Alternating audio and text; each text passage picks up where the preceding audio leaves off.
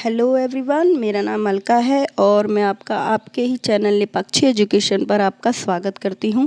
जैसा कि आपको पता है, हमने एनसीईआरटी सीरीज स्टार्ट करी है जिसमें ज्योग्राफी के सभी चैप्टर हम कवर कर चुके हैं और अब हमने हिस्ट्री स्टार्ट करी है। हिस्ट्री में चैप्टर 5 तक अच्छी तरह से डिटेल में समझ चुके हैं और मैंने चैप्टर 6 भी स्टार्ट कर दिया है। उसका पहला पार्ट का वीडियो मैं अपलोड कर चुकी हूँ और अब मैंने दूसरा पार्ट स्टार्ट कर दिया है। अगर आपने पहला वाला वीडियो इसका नहीं देखा है तो फिर आपको ये वाला पार्ट नहीं समझ में आएगा, तो प्लीज़ पहले उस वीडियो को देखिए और फिर इसको समझिए। ठीक है, अब हम देखते हैं जैन धर्म। पहले देखते हैं कि हमने पहले पार्ट में क्या समझा था, क्या पढ़ा था। पहले पार्ट में हमने बौद्ध धर्म के बारे में पढ़ा था। मैंने आपको बताया था वैदिक काल के बारे में, उत्तर और पूर्व और उत्तर वैदिक काल के बारे में। पूर्व वैदिक काल जो था सब कुछ सही चल रहा था, लेकिन उत्तर वैदिक काल में क्या हुआ कि ब्राह्मणों का ज़्यादा हस्तक्षेप होने लगा लोगों के आम जनजीवन में। उन्होंने व्यवस्थाएं ऐसी कर दी कि लोगों को अपनी जो उनकी जनजीवन था वह बहुत ज़्यादा ब्राह्मणों का जब हस्तक्षेप होने लगा तो उनका जीवन जो था वह बहुत कष्टदायी होने लगा। तो जब इसके बाद क्या हुआ कि कुछ जो लोग थे उन्होंने दूसरे धर्मों की तरफ अपना झुकाव स्टार्ट कर दिया। इसी टाइम पर बहुत सारे धर्म डेवलप हुए। किस टाइम पर? उत्तर वैदिक काल के बाद। सबसे पहले तो हिंदू धर्म ही था, लेकिन उसमें कुछ ऐसी मतलब व्यवस्थाएं होने लगी, कुछ वहाँ पर गड़बड़ होने लगी कि लोग फिर उस धर्म को छोड़ने लगे और क्या करने लगे, दूसरे धर्मों की तरफ उनका झुकाव होने लगा। उसी समय दो धर्म ऐसे थे जब बहुत ज़्यादा ये दो धर्म थे जो बहुत ज़्यादा डेवलप हुए। एक था आपका बौद्ध धर्म और दूसरा था आपका जैन धर्म। बाकी थे मतलब बहुत लोग थे जो सार्वभौमात्मा को मानते थे और ये क्या कहते हैं, जो लोग कहते थे कि मरने के बाद भी कुछ स्थायी रहता है यहाँ पर। और कुछ लोग यज्ञों की उपयोगिता के बारे में जानना चाहते थे। कुछ लोगों ने दर्शनों का किया, मतलब सब जो थोड़ा बहुत मतलब जो लोग ज्ञानी थे वो अपने अपने हिसाब से जानना चाह रहे थे और मतलब अपने अपने धर्म का प्रचार प्रसार कर रहे थे।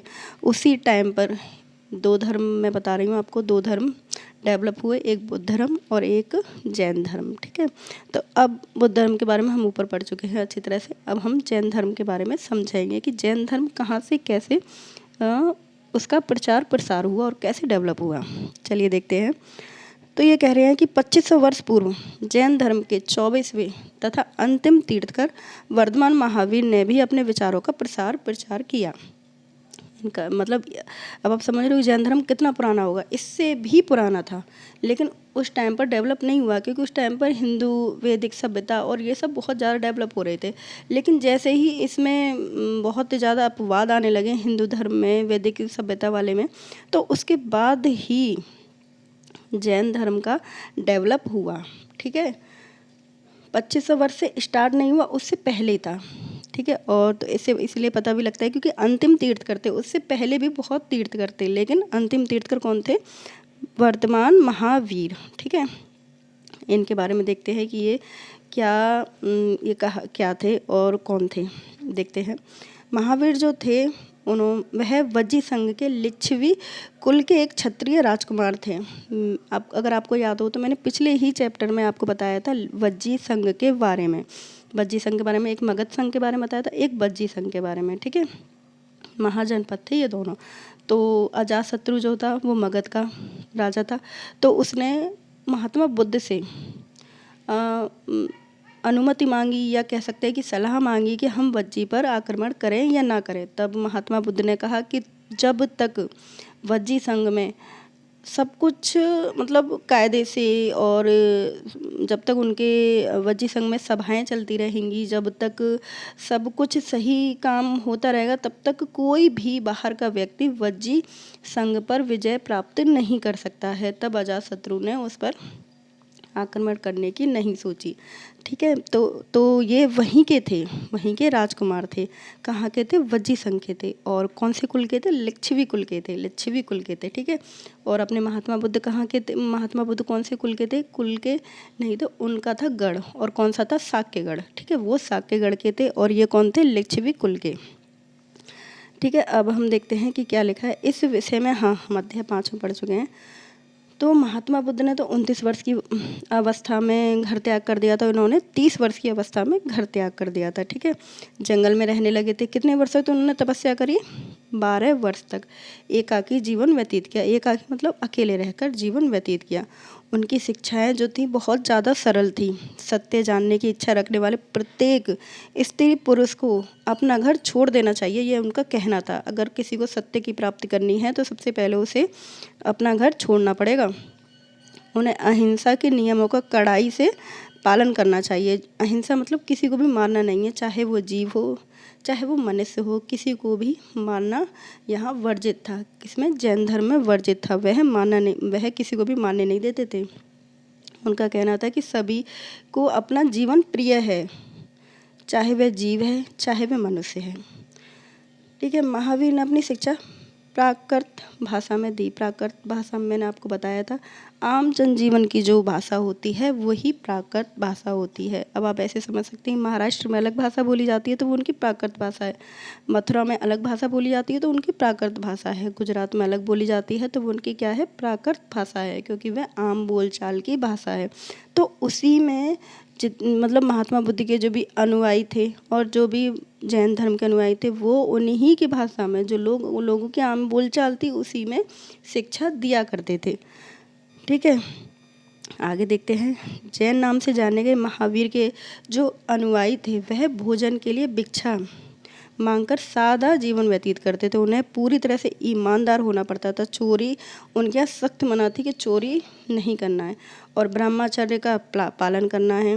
पुरुषों को वस्त्रों का पूरी तरह से त्याग करना होता था। आज भी जैन धर्म में ऐसा ही है। अधिकांश व्यक्तियों के लिए ऐसे कड़े नियमों का पालन करना बहुत ज़्यादा कठिन था, लेकिन फिर भी कुछ लोगों ने उस नियम को अपनाया और उनके अनुयायी बने और उनकी जीवन शैली को भी जानने और सीखने के लिए अपने घर का त्याग कर दिया। कई अपने घरों पर ही रहकर जो भिक्खु थे, भिक्खुड़ी थे, उनकी सेवा करते थे, उन्हें भोजन देते थे। जो लोग नहीं कर पाते थे इनके नियमों का पालन, खास तौर पे किसान जो थे, उन्हें तो जीव हत्या करनी ही पड़ती थी कीड़े मकोड़ों के रूप में, क्योंकि उनकी तो फसल थी। अगर वो नहीं मारेंगे तो फिर उनकी फसल बर्बाद हो जाएगी। इसीलिए वह मतलब अपनाना भी चाहते लेकिन फिर भी नहीं अपना सकते थे। लेकिन इस धर्म को व्यापारियों ने बहुत ज़्यादा अपनाया।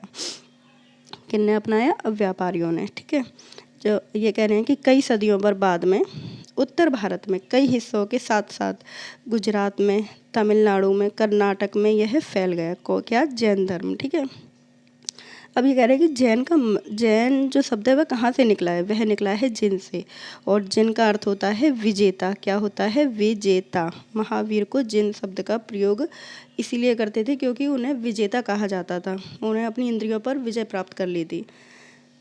ठीक है, और ये कह रहे हैं कि कई शताब्दियों तक जो महावीर की शिक्षाएं थी वो मौखिक रूप से ही चलती रही, मतलब कहीं लिखित नहीं हुई।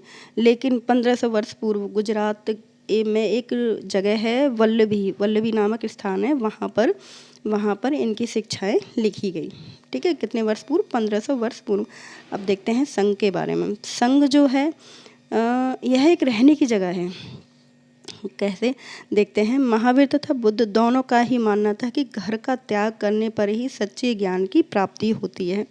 ठीक है, ऐसे लोगों के लिए उन्हें संघ नामक संगठन बनाया गया, जहाँ पर घर का त्याग करने वाले लोग एक साथ रह सकें। मतलब जो लोग घर का त्याग कर रहे हैं वो कहीं तो रहेंगे, ये थोड़ी है कि कहीं भी रह लेंगे। तो जो जहाँ वह रहते थे उसी को बोलते थे संघ। संघ में रहने वाले जो बौद्ध और भिक्षु थे वह उनके बनाए गए नियम विनय पिटक नामक एक ग्रंथ है, उसमें लिखे गए हैं उनके सारे नियम कि उन्हें कैसे क्या जीवन व्यतीत करना, उन्हें किन किन नियमों का पालन करना है। विनय पिटक में हमें पता चलता है, विनय पिटक से ही हमें पता चला है कि उनका जीवन कैसा था। चलिए क्या पता चला ये देखते हैं। संघ में पुरुषों और स्त्रियों को अलग अलग रहने की व्यवस्था थी। सभी व्यक्ति संघ में प्रवेश ले सकते थे। हालांकि संघ में प्रवेश लेने के लिए जो बच्चे थे, अगर कुछ बच्चे आना चाहते हैं तो वो अपने माता पिता से अनुमति लेते। अगर कोई राजा के यहाँ काम करने वाले हैं तो वो राजा से अनुमति लेते हैं। अगर कोई दास है तो वह स्वामी से अनुमति लेगा। अगर कोई आपका कर्जदार है तो वो अपने दुकानदार से, जिससे उसने कर्ज लिया है, देनदारों से अनुमति मांगता था कि हम संघ में जाएं या ना जाएं। ठीक है। और जो एक स्त्री थी वह अपने पति से अनुमति लेती थी कि मुझे मतलब आज्ञा दीजिए कि जाना है या नहीं जाना है, तो वही अनुमति देते थे। संघ में प्रवेश लेने वाले स्त्री पुरुष सादा जीवन ही व्यतीत करते थे और अधिकांश समय ध्यान में ही अपना व्यतीत कर देते थे। और भोजन के लिए तो बाहर मतलब मांगने ही जाते थे भिक्षा। उसके बदले में वह आम लोगों को शिक्षा दिया करते थे। मतलब वह भिक्षा मांगते थे लोगों से और बदले में वह उन्हें शिक्षा दिया करते थे। ठीक है, यही है। एक दूसरे की सहायता भी करते थे, लड़ाइयों का निपटारा भी करते थे और बैठकें भी होती थी। और संघ में प्रवेश लेने वाले ब्राह्मण, क्षत्रिय, व्यापारी, मजदूर, मतलब कि सबके लिए ही खुला हुआ था। तो कई लोगों ने बुद्ध शिक्षाओं के लिए विषय में लिखा और कुछ लोगों ने संघ के जीवन के बारे में भी लिखा और सुंदर कविताएं भी लिखी। चलिए देखते हैं विहार क्या होता है। जैन तथा बौद्ध भिक्षु पूरे साल एक स्थान से दूसरे स्थान घूम कर उपदेश दिया करते थे। लेकिन वर्षा एक ऐसी ऋतु थी जहाँ वह नहीं, मतलब उस ऋतु में मतलब भ्रमण नहीं कर पाते थे। उस टाइम के लिए उन्हें कहीं एक जगह स्थायी रूप से रहना पड़ता है वर्षा के टाइम पर। ठीक है, तो वह एक स्थान पर ही निवास करते थे। ऐसे समय में उनके अनुयायियों द्वारा उद्यानों में बनवाए गए अस्थायी निवासों तथा पहाड़ी क्षेत्रों की प्राकृतिक गुफाओं में रहा करते थे। मतलब जो राजा थे, जो मतलब अनुयायी थे, उनको मानने वाले लोग थे, जो जैसे बताया मैंने कि वो अलग तरीके से उनकी सेवा करते थे। तो क्या करते थे कि जब वर्षा ऋतु से पहले ही उनके लिए बना कर रख देते, अपने अपने मतलब जगह लेकर धर्मशाला टाइप बनवा दिया करते, तो वहीं रुका करते थे वर्षा टाइम पर।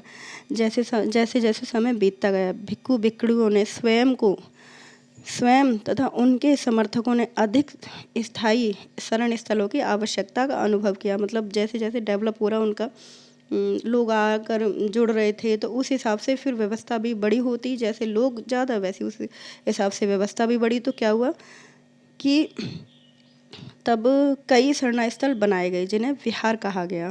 मतलब बड़े स्तर पर बड़ी जगह बनाई गई। पहले क्या होता था कि बगीचे बना दिया, एक घर में बना दिया किसी में भी, लेकिन अब ऐसा नहीं था। जब लोग ज़्यादा जुड़ रहे हैं तो ज़्यादा बड़ी व्यवस्था।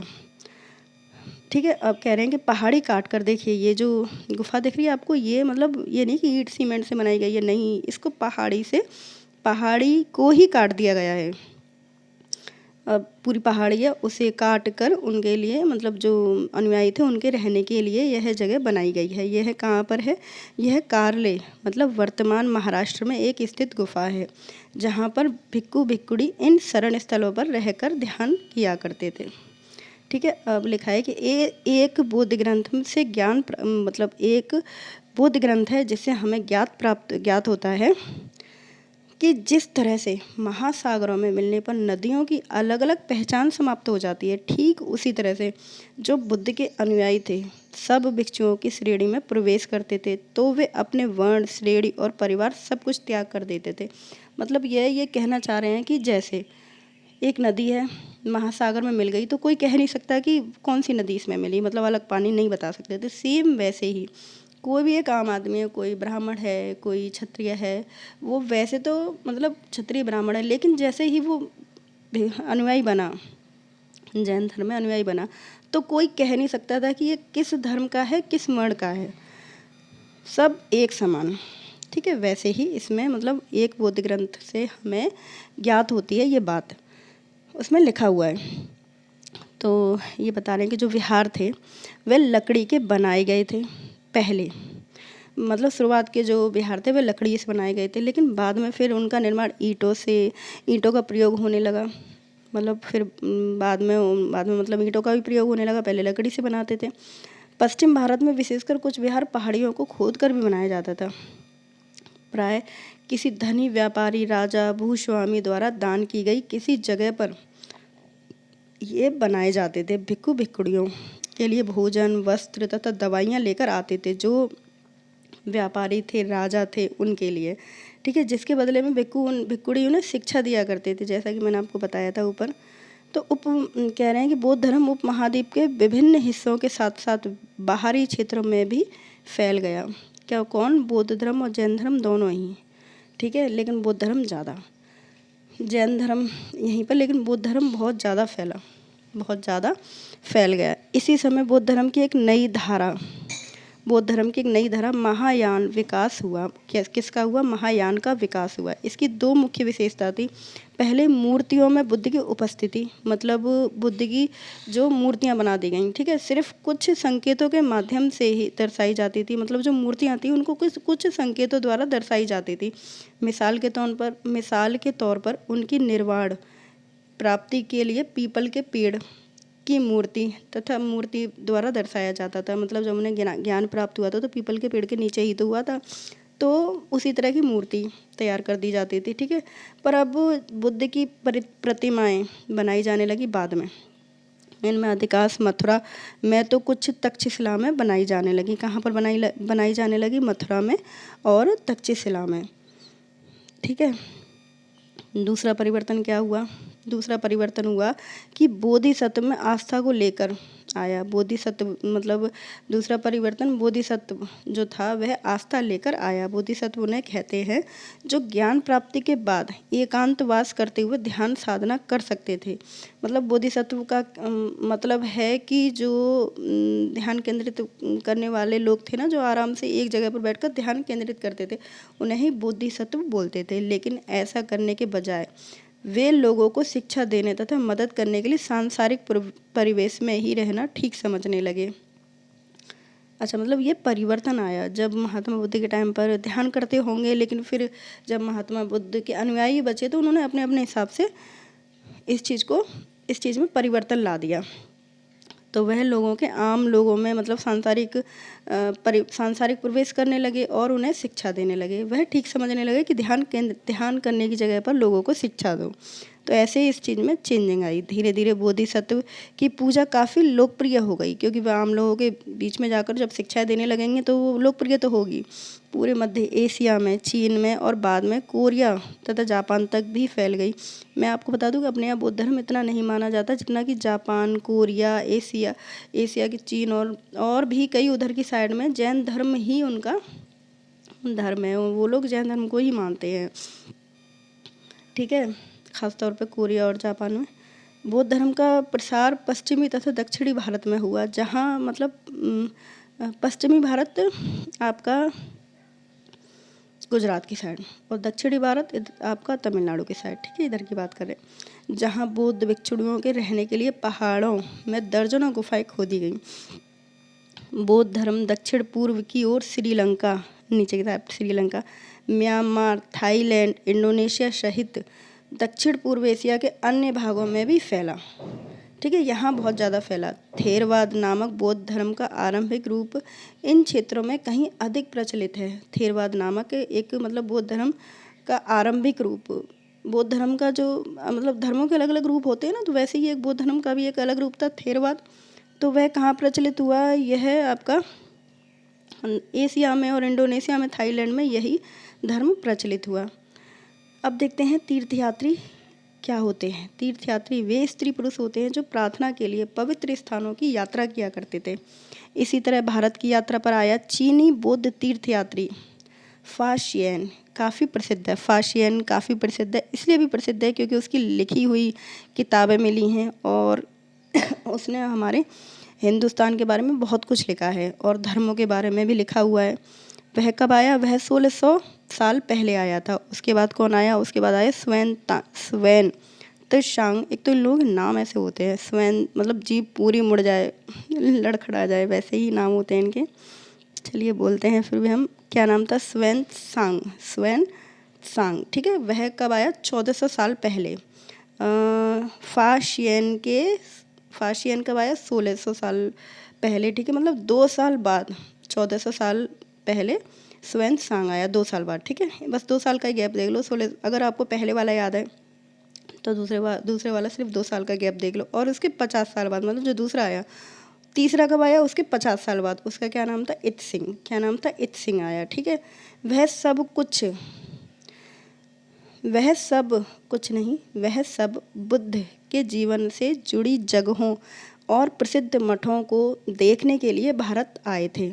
मतलब जब यह धर्म इतना ज़्यादा प्रसार करने लगा, इतना ज़्यादा फैल गया, तब लोगों ने इस धर्म के बारे में जानने की और इच्छा जागृत हुई, और दूसरे देशों से लोग तीर्थ यात्री बनकर आए, देखने आए कि जिनकी हम पूजा करते हैं वह उनका मतलब कहाँ से स्टार्टिंग हुई उसकी, तो इसी से जीवन के जुड़ी जगहों से और प्रसिद्ध मठों को देखने के लिए वह भारत आए कि कहाँ से यह धर्म डेवलप हुआ।